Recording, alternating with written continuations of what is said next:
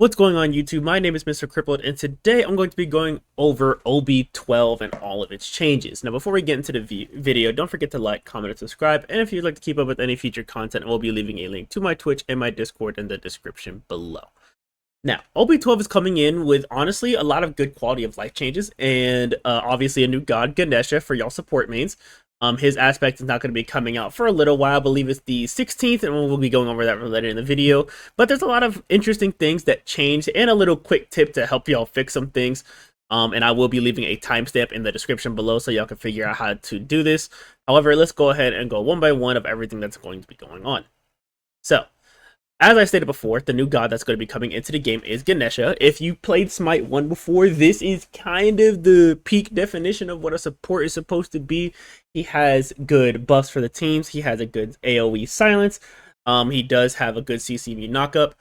Or not CCV knockup. He has a good CC route into knockup. However, he also does have one of the hardest hitting ults in the game if you manage to root them on the spot with the ultimate, basically making it to where they have to be scared to touch it.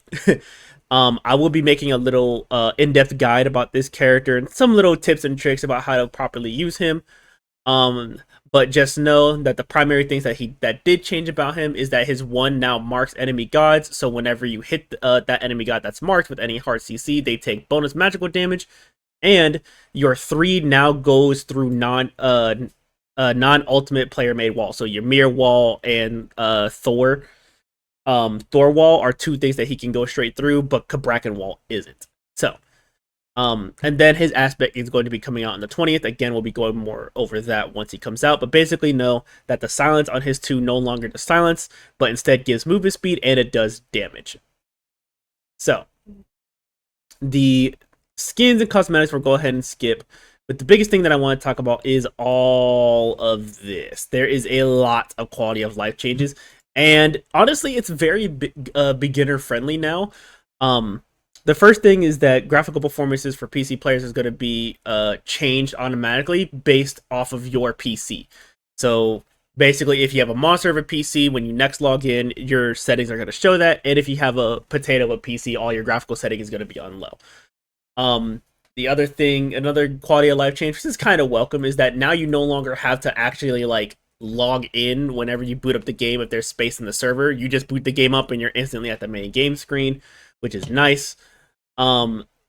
Your last queue that you played, so if you played Joust last, that's going to be the last queue that is going to be on your screen. So basically, if you've played Joust last night and you're still trying to play Joust this morning, and then you log in, you're not going to be stuck on the conquest and having to switch. It's just going to be on the last mode that you booted up. The other thing that they did is that I think is interesting is restricting aspects until your account is level 5.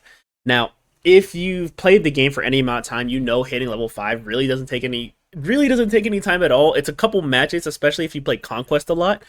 But having the aspects disabled is actually something that I welcome as well. Mostly because newer people who are coming into the game aren't really going to understand how aspects work, how to activate them, what to be doing with them. And it can be very daunting for people who are first coming in because they need to understand the base character first before they even try to get into aspects. And admittedly, learning gods in this game fully takes some time. So taking away something that will ultimately confuse them up until they get more used to the game is actually a really welcome change. The game will also automatically have auto build on for you, including your relic selection until level 5. Now, what it does say here is that similarly forcing new players to click through selecting an auto build or accidentally turning on manual build and relic with unnecessary complexity at this point in learning the journey. So if I'm understanding this correctly, basically this means if you're level 5, you don't need to worry about building yourself. Auto build is going to be stuck onto your account up until you hit level 5. That way you can just learn about the mechanics of the game rather than having to learn about the builds, which again is a double-edged sword for me. I think it's a good welcome change for people who are trying to learn, especially if this is your first MOBA. However, I do think that there are some people who kind of just naturally understand games and can just build really quickly. Um, but having this taken away from them is still a really welcome change. That way, you don't waste too much time trying to worry about what to build, and you're more worried about just playing the game. Again, something that's really nice. The other thing that I did want to talk about is the action camera. So this is a little bit new. This is something that was introduced during this patch, where basically it zooms in on your character. It's something that kind of caught me off guard. So if you want to fix it, I will be leaving this timestamp here. That way you can just skip directly to this part of the video. But let me go ahead and show y'all how to turn this off and what it looks like. So this is the new action camera. It looks a little wonky. If you're using a mouse and keyboard, you can actually adjust which side of the camera your screen is going to be on. This is actually kind of cool to me. It makes enemies appear a little bit bigger. Personally, I don't like it too much because it kind of does mess with your field of view comparatively to the other camera angle. But for people who like a more close-up look, and this can actually help your aim a little bit if you're more used to something like this. However, for people who still like the OG camera, this is how you turn it off. All you had to do is just go into your settings, go into gameplay, and then scroll all the way down. And right here, action camera is going to be automatically turned on when you first log in. Just turn this off, apply it, and now you're back to regular Smite. So now let's go ahead and head back. The other thing that I want to talk about with the quality of life changes is the good for new players tag for some of the free rotation gods. This is basically just shows people who are new which gods are really easy to pick up, so they have an easier time to kind of just get into the game.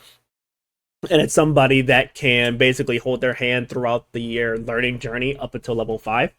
The other thing that I kind of like is the number summing. Basically what this is that if you do tick damage, right? Instead of the 8 individual ticks showing how much tick damage that one does, it just does a summary of all of it together and just adds up. So if, like it says, if Anubis does his 1, obviously that move is a tick damage move. Instead of going 30, 30, 30, 30, it will go 30, 60, 90, 120, basically showing the overall damage, right? This can be disabled if you're not into something like that, but it is something kind of nice to see how much damage an ability really is doing overall, so you can kind of keep track of that. It's not really going to be like game changing for somebody, or it's like, oh, he really did this much damage or something like that. This is kind of just fluff, but this is something nice to see. That way you can get an accurate gauge of how much damage your character is actually doing. Now, for other things, Scylla's Aspect is going to be coming out on the 23rd, so next Monday. Again, this is something I'm going to be going over when this aspect actually does come out. I'm kind of interested in this. This aspect is really interesting for the character, but we'll just see how it comes along. Conquest had a couple changes. Jungle farming has been changed a little bit because they felt that junglers kind of farmed quicker than other people. Because 1 second you're at level 2, and then the next time they pop up, they're level 4, level 5, and they get just this massive lead. So they reduced the amount of EXP you get out of the jungle per EXP camp. I don't know how I feel about this because it's not a huge change in EXP, but 3 different sources of your EXP getting nerfed by 6 will add up. So I don't know if this is going to significantly hurt jungling, or if it's just going to regularize them. Further testing is definitely going to be needed. Other things, Joust, Joust, the kill assist range has been increased. So now, if basically you can get credit for killing minions for being a little bit farther away, especially if you're like a tank who can't really focus the wave and has to focus trying to keep the enemy team off of you, or being the primary person to pressure and walking past the lane. Now getting assists within that is going to be easier to get, helping you farm a little bit better. And then an Assault Yogi's Necklace got disabled, so you can no longer build this item and just get infinite HP 5. So that got changed. God balances is probably my favorite part. Now, all of these changes happened on the 6th, and some of these I didn't really feel. For example, Agni Aspect If you've been playing the game for any amount of time, you know that critical strikes used to give Agni a huge stack towards his passive, making it to where he can instant cast his 2 fairly quickly. They regularized this, making it to where he can't get double the stacks of Ignite. I don't think this is enough. Yes, this is nice, so it doesn't, like, you can't just get one tapped, right, after just getting stunned one time. The problem isn't how quickly he builds stacks of Ignite, it's how much damage it did. What I would have rather saw instead of getting the 2 stacks of Ignite is basically making it to where the 2 has less scaling along with the ult. Because the 2 should not be hitting for 300 base, which is not really a lot, but then also still hitting for 500 to 600 afterwards. Basically totaling like what, 900, almost 1,000 damage from just one ability. And because he's going to be going ADC, getting the 2 stacks of Ignite off of a crit really doesn't mean anything when his whole game plan is to auto attack you anyway. So he's going to be building these stacks fairly quickly, and he has a stun. So it's not like he needed. So what? Now he just has to audio you 2 extra times just to do the same amount of damage.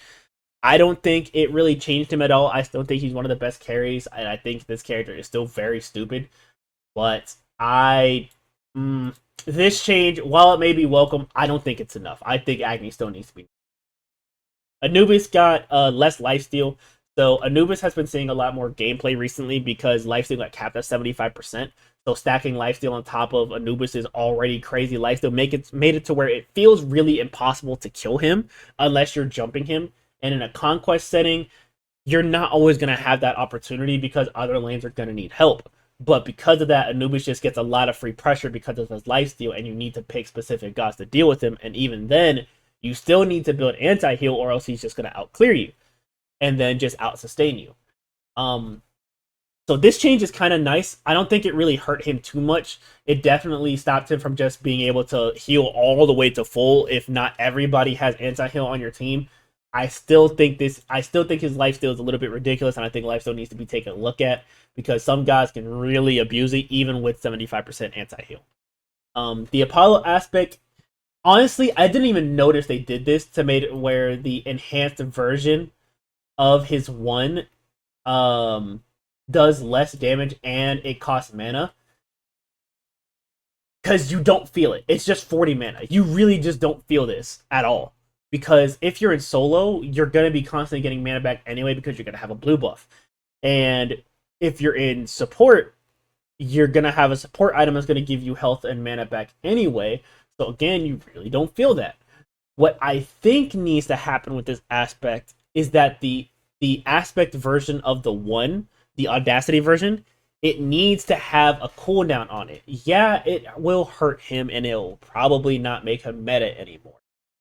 But why can he shoot 3 abilities at you, all of them doing health scaling, and then on top of that, he's going to be impossible to kill because he's tanky, unless he puts himself out of position. That's just me. I don't think that really needs to be the change. I don't want to see this killed because it still is interesting seeing an Apollo or a Hunter being in a tank role, but I really don't feel the damage nerf on this, so I don't think it really needs a nerf. I think it does sit in a really good spot, but it doesn't make it any less annoying. That's just me. Bari, another nerf. The 3 got increased cooldowns now, so now you get it at 7. So at level 1, it's 17 seconds and drops down to 15, so you still need to put levels into this. Most people are still going to be putting levels into the 3 anyway after leveling the 1 or focusing the 3, so you're not really going to feel this too much, but it does hurt her early game a lot more. And then Scylla got a minor nerf and a bug fix. So it made it to where whenever she threw her 2, it could explode earlier than intended. So it used to be able to explode before it actually officially hit the ground, making it to where dodging it is a little bit more impossible. They fixed that. And then Quick Learner got a nerf to the intelligence. Basically what the Quick Learner passive was is that whenever she maxes out an ability, she got an extra stack of intelligence. They dropped it down from by 5 intelligence per stack. So ultimately, she got a 20 intelligence damage nerf. Though not too crazy considering the fact that she has a slow, a root, and a protection shred, but a nerf is a nerf, so we'll take those. Now, these are all the changes that happened today. as I'm making this video.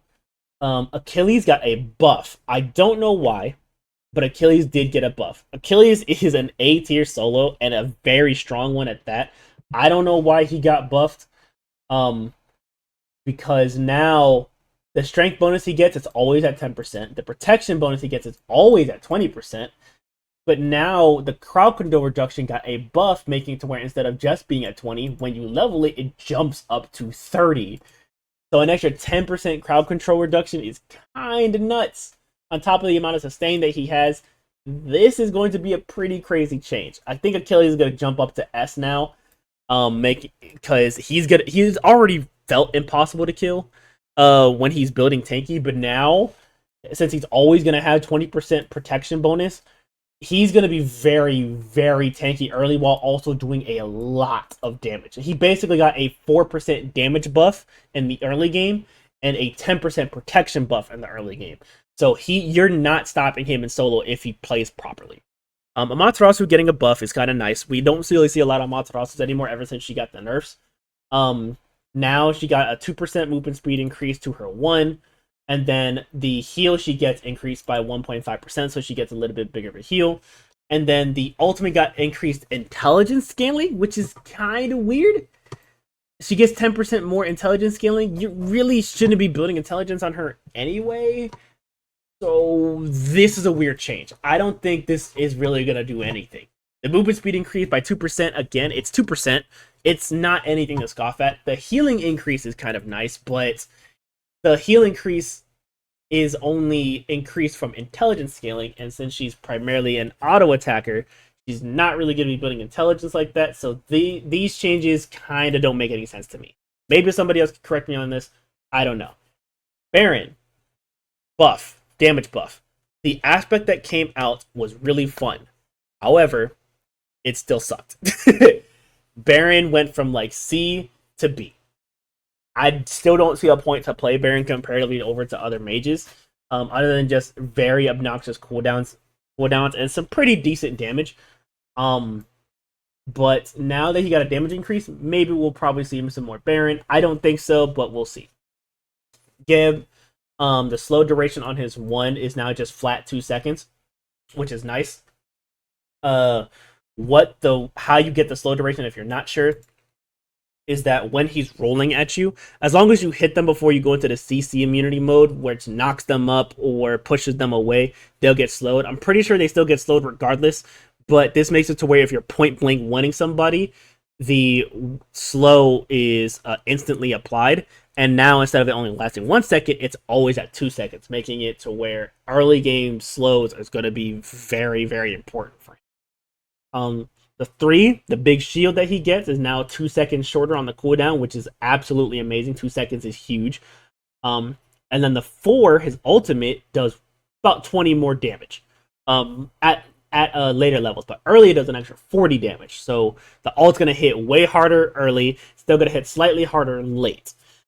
Rama getting a buff, his 3, the damage on the roll move does more. And then the ultimate does more damage now. Basically getting an extra 15 power and an extra 10% damage scaling, so it's going to hit way harder now. I don't know if it's going to make him really viable, but we'll see. And then Sobek kind of getting a buff only to his aspect. His 3 now deals bonus damage to junglers. I think this is stupid. They're really trying to make this aspect better. I just think it needs a complete overhaul because the 1 just being a push is so stupid. It's horribly designed. So that's just me. I don't think there's any saving this aspect, but I do see that they're trying. Uller also getting a buff. He basically just gets more damage scaling, and he gets increased lifesteal while his axes are out. Yamoja, again, damage buff, and the slow duration on the bubble version of her 1 is increased by 0.4 seconds. So it's like half a second longer. Not the best. Still welcome though. Now we're going to get into the not so fun stuff, the nerfs. Willox got a nerf to her ultimate, basically just making it to where the damage is reduced and the scaling is also reduced. they keep touching a Willix. I don't blame them. A Willix has been strong for a very long time now, and I think that she's just strong base kit, and the only way to really hurt her is to hit her damage scalings, which is what they're doing. This might hurt her a lot because it's a 30 less damage late game, and then the strength scaling that she gets from the ultimate got reduced by 20. So this is kind of nuts. I don't know if it's gonna kill her, but this is kind of a hefty nerf. Hoonbot's getting a nerf out of nowhere just is kind of weird to me. I think Hoonbots is strong, but I don't think Hoonbots is so strong that it warrants this. For one, base Hoonbots does not have any CC. He can chase you down forever, but he does not have any CC. The only way to get CC is to turn on his aspect, but that drastically reduces his damage output. So them hitting the damage scalings and base Hoonbots when that's all he really has, besides the ultimate, is asinine to me. So someone may have to explain this one to me because I don't understand nerfing Hoonbots. I think Hoonbots is in a solid was in a solid spot, and the nerf wasn't warranted. And then Kali, any nerf to Kali is welcome. I don't care. I hate Kali with a passion. I hate Kali I don't hate her as much as an ADC, but I despise her as a jungle. So any nerf to her is welcome. I don't even want to rate it off. It looks like she just got damage nerfs. That's all I care about. Cool. Now, Morgan got a weird nerf. Introduced missing Smite 1 functionality. This ability's cooldown will be increased to match the target god's ability cooldown. So this one, I'll be 100% honest with you, I'm not exactly sure what this one means.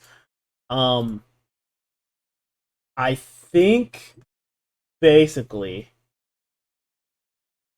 introduce missing Smite 1 functionality. This ability's cooldown will be increased to match the target god's ultimate ability.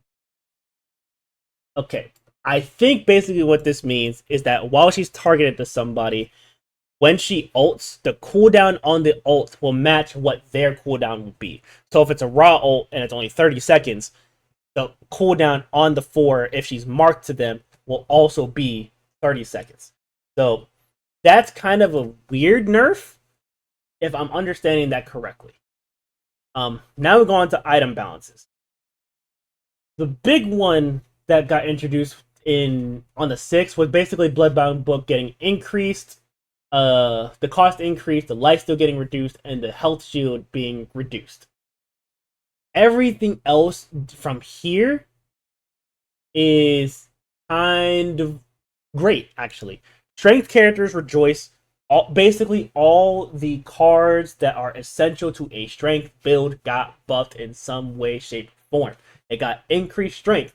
All y'all junglers out there who like physical gods, all y'all ability-based physical gods that y'all like, y'all are getting a massive damage buff. Yeah, it's only 5 to 10 per card, but 5 to 10 per card when you're going to be building most of these. Yeah, the damage output for physical characters is going to be kind of nuts now. So we'll go ahead and see what this is going to look like. The other thing that we're going to be looking at is the shield changes. If you've been playing Smite for a while, for Smite 2 for a while, you know that health shields are extremely toxic in this game. Health shields are a bane, and this is why erosion got introduced. But even then, erosion is, even though it's not really situational, since most people are going to be building barrier or selflessness in the first place, it didn't do enough to the health shields to really warrant it. And because you can remove, and because you can, whatchamacall this?